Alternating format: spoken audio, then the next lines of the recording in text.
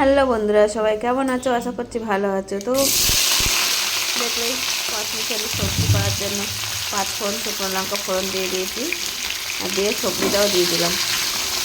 পাঁচমিশালি সবজির মধ্যে আছে হচ্ছে ফুলকপি আছে, শিম, বেগুন, ফুলকপি, আলু, কুমড়ো আর গাটি কচু দিয়ে একটা পাঁচমিশালি সবজি করছি। চিংড়ি মাছ আছে একটু দিয়ে দেবো। তো দেখতে থাকো কেমন করে করি।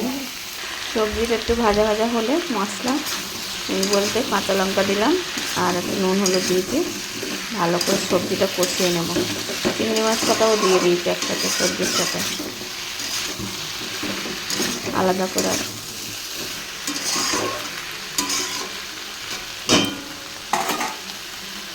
তো দেখো বন্ধুরা, এর মধ্যে একটা পেঁয়াজ দিয়েছি কুচিয়ে। আমি এখনও সবজিতে একটু জল দিইনি, দেখো তো সবজিটা কিন্তু সবই প্রায় সিদ্ধ হয়ে গেছে। অল্প একটু জল দেবো, না দিলে তরকারিটা ঠিকঠাক আসবে না। তো অল্প একটু করে জল দিয়ে দিয়েছি, কষা কমপ্লিট হয়ে গেছে। একটু স্বাদ মতন চিনি দেবো।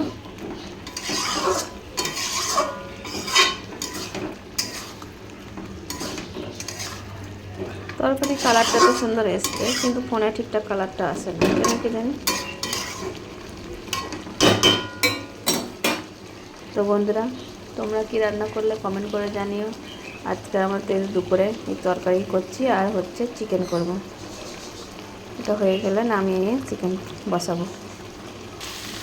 তরকারিটা আমার কমপ্লিট হয়ে গেছে। অল্প একটু ভাজা দিয়ে মশলা দিলাম, জিরের গুঁড়ো। এবার আমি তরকারিটা নামিয়ে নেব। তো কার কার এরকম পাঁচমিশালি সবজি রান্না খেতে ভালো লাগে, সবজির তরকারি খেতে, কমেন্ট করে জানিও বন্ধুরা। এবারে চিকেনটা বসাবো। তরকারিটা নামিয়ে নিই, কমপ্লিট হয়ে গেছে তরকারিটা। তো দেখো মাংসের আলু কড়াইতে বসিয়ে দিয়েছি ভাজার জন্য। এদিকে মশলা রেডি করে নিই, মশলাটা ভাজা হয়ে যায়। তো আলু ভাজা কমপ্লিট, এবার আলুটা আমি তুলে নেব। তো তেজপাতা ফোড়ন দিয়ে পেঁয়াজ কুচি দিয়ে দিয়েছি, গোটা মশলা কিছু দিলাম না। পেঁয়াজটা একটু লাল লাল করে ভেজে নিয়ে তারপর মশলাটা দেবো। দেখো পেঁয়াজটা তো ভাজা হয়ে গেছে। মাংসের মধ্যে মশলা নুন হলুদ দিয়ে দিয়েছি, ভালো করে মশলাটা কষিয়ে নেব, তারপরে মাংসটা দেবো। তো মশলাটা আমার ভালো কষা হয়ে গেছে, মাংসটা দিয়ে দিয়েছি, দিয়ে ভালো করে মাংসের সাথে মশলাটা কষিয়ে নেব। তার আগে টমেটো দিয়েছি একটা। তো মাংসের আমার পেঁয়াজ কষা হয়ে গেছে, ঝোল দেবো এবারে মাংসতে। আজকে দুপুরে বন্ধুরা তোমরা কে কী রান্না করলে কমেন্ট করে জানিও। আমার তো মাংস আর চচ্চড়ি দেখলেই করলাম, আর ওদিকে ভাতও হয়ে গেছে, নামিয়ে নিয়েছি।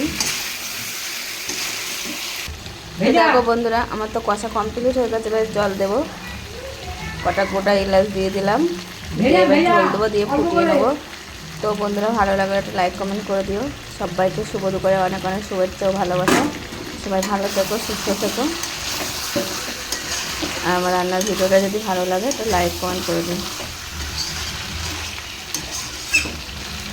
টাটা।